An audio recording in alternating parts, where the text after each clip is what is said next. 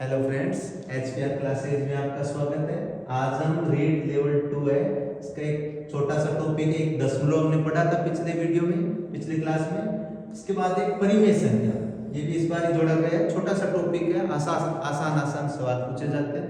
ज्यादातर ये theoretical portion है, इसमें से थ्योरी वाला क्वेश्चन ज्यादा आता है। तो देखिए, पहले अपन पढ़ते हैं परिमेय संख्या क्या होती है।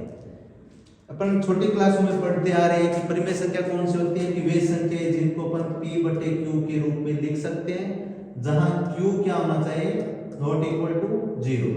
मतलब वे नंबर जिनको अपन p/ दोनों क्या होने चाहिए, पूर्णांक नंबर है, जिनको अपन p/q के रूप में लिख सकते हैं, और q क्या होना चाहिए, नॉट इक्वल टू 0। वे परिमेय संख्या होती है। अब थोड़ी सी परिभाषा में चेंज करते हैं अपन कि वे संख्याएं जिनका दशमलव प्रसार शांत होता है। शांत का मतलब किसी निश्चित संख्या के बाद शेष पर 0 आ जाता है। तो जिनका दशमलव प्रसार शांत है या अशांत आवर्ती, आवर्ती का मतलब पुनरावृत्ति होने लग जाता है किसी निश्चित अंकों के बाद। जैसे मान लो 1.2, 2, 3, फिर 2, 2, 3, ऐसे अंकों की पुनरावृत्ति होने लग जाती है, तो वो अशांत आवर्ती होती है। तो अपरिमेय संख्या कौन सी होती है, जो परिमेय नहीं होती है, वो अपरिमेय संख्या होती है। मतलब जिनको अपन p/q के रूप में नहीं लिख सकते हैं, या जिनका दशमलव प्रसार है वो अशांत, मतलब अशांत है लेकिन अनावर्ती। दशमलव प्रसार कैसा होना चाहिए, अशांत अनावर्ती, वो परिमेय संख्या होती है। अब अपन अपरिमेय संख्या होती है। अब अपन थोड़े से परिमेय संख्या के बारे में पढ़ते हैं।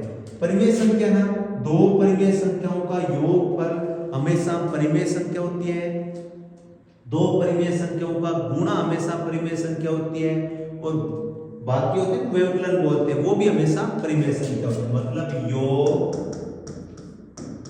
गुणा और व्यवकलन, ये हमेशा हमेशा क्या होते हैं, परिमेय होते हैं।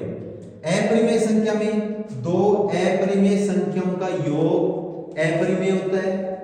मान लो अपन योग है ना, अपरिमेय के अंदर योग के बारे में भी अपन कह नहीं सकते कि परिमेय है या अपरिमेय। इसका मतलब दो यदि अपरिमेय संख्या है, इनका योग अपरिमेय भी हो सकता है और परिमेय भी हो सकता है। ऐसे इनका घटाव परिमेय भी हो सकता है, अपरिमेय भी हो सकता है। गुणा, दो अपरिमेय संख्याओं का गुणा परिमेय भी हो सकता है, अपरिमेय भी हो सकता है। उदाहरण लेके देखते हैं अपन। मान लो √3 अपरिमेय संख्या है, -√3 भी एक अपरिमेय संख्या है। दोनों का हमने योग किया तो मान क्या आ गया, 0। 0 एक परिमेय संख्या है। इसका मतलब दो अपरिमेय संख्याओं का योगफल है वो परिमेय संख्या हो सकता है। अब हमने इन्हीं नंबरों को ऐसे ले लिया। मान लो √3 एक अपरिमेय संख्या है, धनात्मक √3 ये भी एक अपरिमेय संख्या है। दोनों का योगफल आ गया 2√3, ये भी एक अपरिमेय संख्या है। तो योग है वो अपरिमेय संख्या भी हो सकता है। तो यदि आपसे पूछे कि अपरिमेय संख्याओं का योग परिमेय होता है या अपरिमेय होता है, तो दो अपरिमेय संख्याओं का योग परिमेय भी हो सकता है और अपरिमेय भी हो सकता है। ऐसे ही अपन यदि गुणा पे बात करें तो देखो, √3 गुणा √2 दोनों अपरिमेय नंबर है। गुणा करने पे मान आ जाएगा √6, ये भी एक अपरिमेय संख्या है। इसका मतलब इनका गुणा वो अपरिमेय हो सकता है। फिर अपन करते हैं √3 गुणा √3, तो मान कितना आ गया, 3। तो गुणा क्या है, एक परिमेय संख्या है। इसका मतलब दो अपरिमेय संख्याओं का गुणा है वो परिमेय भी हो सकता है। तो अपन गुणा के लिए क्या कहेंगे कि दो अपरिमेय नंबर का गुणा है वो परिमेय भी हो सकता है, अपरिमेय भी हो सकता है। तो एक बार अपन वापस देखते हैं। देखो, यदि नंबर परिमेय संख्या है, दोनों संख्याएं परिमेय है, तो इनका योग, गुणा, व्यवकलन हमेशा परिमेय होगा। यदि दोनों नंबर अपरिमेय है तो इनका योग है वो परिमेय भी हो सकता है, अपरिमेय भी हो सकता है। गुणा है वो परिमेय भी हो सकता है, अपरिमेय भी हो सकता है। व्यवकलन भी इनका परिमेय भी हो सकता है, अपरिमेय भी हो सकता है। अब अपन देखते हैं, मान लो एक नंबर परिमेय है, दूसरा नंबर अपरिमेय। तो एक नंबर ले लिया, जैसे हमने 2 ले लिया, ये परिमेय दे दूसरा नंबर ले लिया हमने √3, ये अपरिमेय। तो इनका योग मतलब परिमेय और अपरिमेय संख्याओं का योगफल अपरिमेय होता है, इनका व्यवकलन अपरिमेय होता है, इनका गुणनफल अपरिमेय होता है। ध्यान रखना, यदि एक नंबर इनमें से परिमेय है, एक अपरिमेय है, तो इन दोनों का योगफल, व्यवकलन और गुणा तीनों क्या होते हैं? अपरिमेय संख्या होती है। दशमलव प्रसाद ये बताए थे आपको। आगे देखो, सवाल करते हैं। एक शून्येतर परिमेय संख्या और एक अपरिमेय संख्या का गुणनफल। अभी हमने पढ़ा। शून्येतर का मतलब क्या होता है? शून्येतर का मतलब है शून्य को छोड़कर अन्य नंबर। शून्येतर का मतलब क्या हो गया? शून्य को छोड़कर अन्य नंबर। तो शून्येतर परिमेय संख्या और एक अपरिमेय संख्या का गुणनफल हमेशा क्या होता है? सदैव अपरिमेय संख्या होता है। तो राइट आंसर कौन सा होगा? अपरिमेय नंबर। जैसे हमने ले लिया 2, ये परिमेय संख्या है, √2 अपरिमेय संख्या है, इनका गुणनफल क्या आएगा? अपरिमेय संख्या। तो हमेशा ध्यान रखना, एक परिमेय संख्या और एक अपरिमेय संख्या का गुणनफल सदैव अपरिमेय संख्या होगा।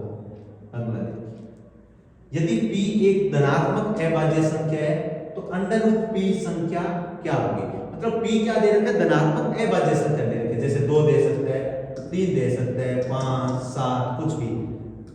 और ये यदि √के अंदर है, तो धनात्मक अभाज्य संख्या यदि √के अंदर है, वो हमेशा क्या होती है? अपरिमेय संख्या होती है। तो राइट आंसर कौन सा होगा? ए। ये आप याद रखिएगा, √के अंदर यदि अभाज्य संख्या है तो वो हमेशा क्या होगी? अपरिमेय संख्या। अगला देखिए, निम्न में अपरिमेय मतलब अपरिमेय संख्या इनमें से कौन सी होगी?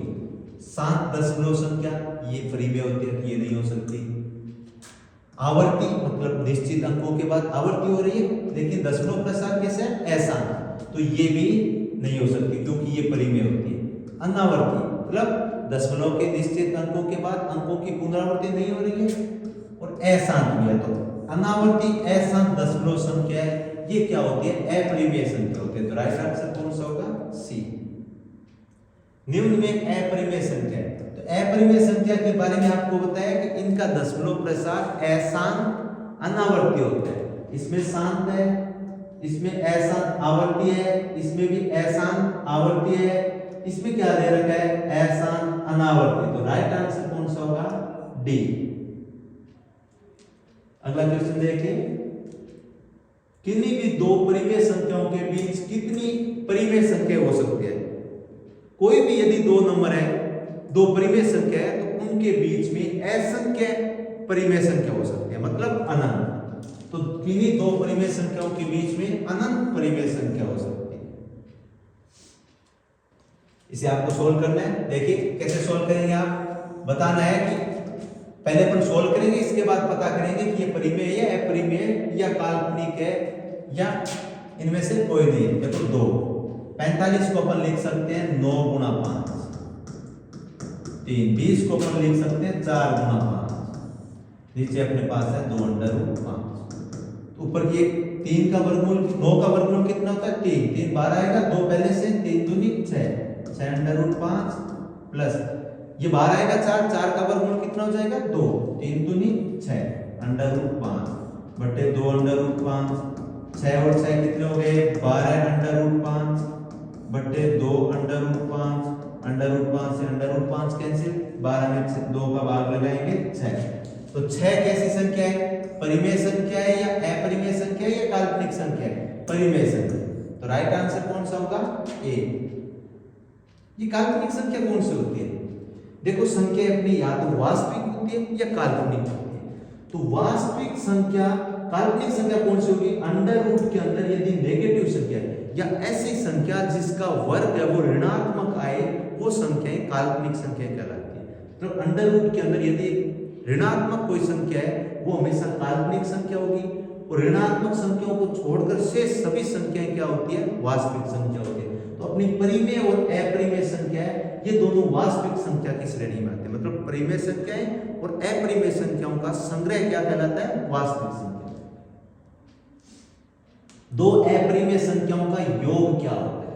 यदि अपने पास दो अपरिमेय संख्या है, इनका योग कैसा होगा? अभी हमने पढ़ा था कि दो अपरिमेय संख्याओं का योग परिमेय भी हो सकता है और अपरिमेय भी हो सकता है।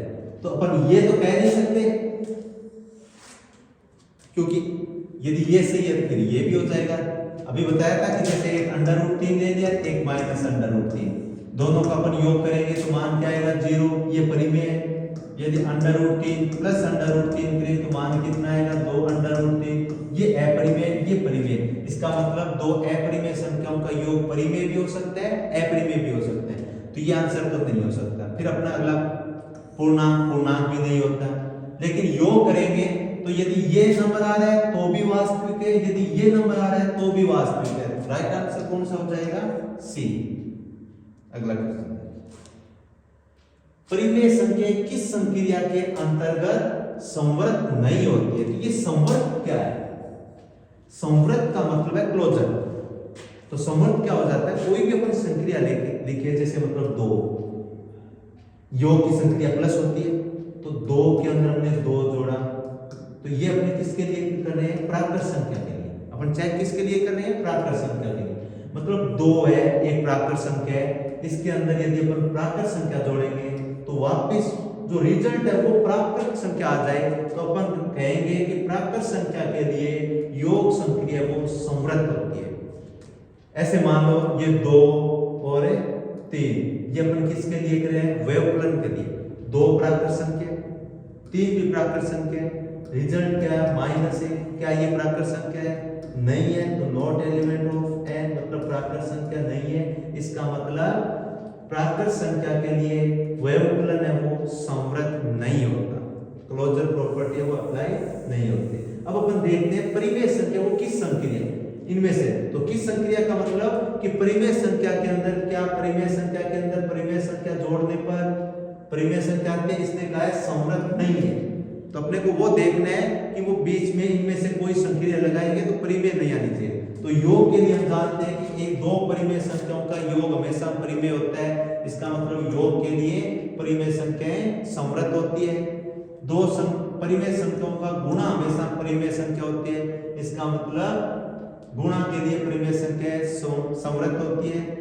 व्यवकलन हमेशा क्या होता है? परिमेय संख्या होता है। इसका मतलब व्यवकलन के लिए परिमेय संख्या वो संवृत होती है। भाग है वो परिमेय भी हो सकता है, अपरिमेय भी हो सकता है। तो भाग के लिए अपन कह नहीं सकते, क्योंकि भाग के लिए ये परिमेय भी आ सकता है, अपरिमेय भी आ सकता है। तो राइट आंसर कौन सा होगा? सी। मतलब भाग के लिए परिमेय संख्या वो क्लोजर प्रॉपर्टी का पालन नहीं करती। अगला, निम्न में से असत्य कथन कौन से? अपने क्या देखना है? कई बार हम जल्दबाजी में सत्य असत्य पढ़ते नहीं है और सीधा कर देते हैं कि हाँ इसने सत्य पूछा है, राइट आंसर कर देते हैं। तो ध्यान से क्वेश्चन को ध्यान से पढ़ना है, सॉल्यूशन अपने आप हो जाएगा, आराम से करना चाहिए। निम्न में से असत्य कथन कौन सा है? कि सभी परिमेय संख्याएं वास्तविक होती है, ये सत्य है। ये क्या है? सत्य है। सभी परिमेय संख्याएं प्राकृत संख्या होती है, ये सत्य नहीं है। अपन आगे और बढ़ते हैं। सभी पूर्ण संख्या पूर्णांक होती है। अपने को पता है कि प्राकृत संख्या के बाद पूर्ण संख्या आती है। जितनी प्राकृत संख्या सभी क्या होती है? पूर्ण संख्या। जितनी भी पूर्ण संख्या वो सब क्या होती है? पूर्णांक होती है। पूर्णांक के आगे अपन वास्तविक संख्या पे चलते हैं, तो सभी पूर्ण संख्या क्या होती है? पूर्णांक। इसका मतलब ये भी कथन है वो सत्य है। सभी अपरिमेय संख्या वास्तविक होती है, ये कथन भी सत्य है, क्योंकि परिमेय और अपरिमेय संख्या क्या होती है? वास्तविक। इसका मतलब असत्य क्या है? इसने कहा सभी परिमेय संख्या प्राकृत संख्या होती है, ये असत्य है, क्योंकि -4 ये भी तो अपरिमेय, इसने क्या? परिमेय संख्या, तो ये भी तो परिमेय संख्या है, लेकिन ये प्राकृत संख्या नहीं है। तो राइट आंसर कौन सा होगा? बी। अगला देखो, निम्न में से कौन सा कथन सत्य है? कोई 2 अपरिमेय संख्याओं के योग व व्यवकलन का अपरिमेय होना आवश्यक नहीं है। मतलब कि 2 अपरिमेय संख्या है, इनका योग और व्यवकलन अपरिमेय हो ये जरूरी नहीं है। हमने पढ़ा था कि 2 अपरिमेय संख्याओं का योग परिमेय भी हो सकता है, अपरिमेय भी हो सकता है। तो ये आवश्यक नहीं है कि हमेशा क्या है? वो अपरिमेय हो। तो ये कथन है वो इसका सही है। इसने भी यही कहा है कि 2 अपरिमेय संख्याओं का योग और व्यवकलन का अपरिमेय संख्या होना आवश्यक नहीं है, ये परिमेय भी हो सकता है। तो ये कथन इसका सत्य है। अब अगला क्या है? कोई दो अपरिमेय संख्याओं का गुणनफल सदैव अपरिमेय होता है, ये कथन असत्य है। ये देखो √3 और √3 दोनों क्या है? अपरिमेय संख्या। इनका गुणा क्या आ रहा है? 3 परिमेय संख्या। तो हमेशा इनका गुणनफल अपरिमेय हो ये जरूरी नहीं है, ये इसका कथन गलत है। अब इसने पूछा क्या था कि कौन सा कथन सत्य है, तो केवल फर्स्ट है, ये कथन सत्य है। तो राइट आंसर कौन सा होगा? ए। तो ये अपने परिमेय संख्या के बारे में जितने भी बेसिक सवाल थे कंपटीशन में आने लायक वो हमने कर लिए। नेक्स्ट अपन अगला टॉपिक पढ़ेंगे। धन्यवाद।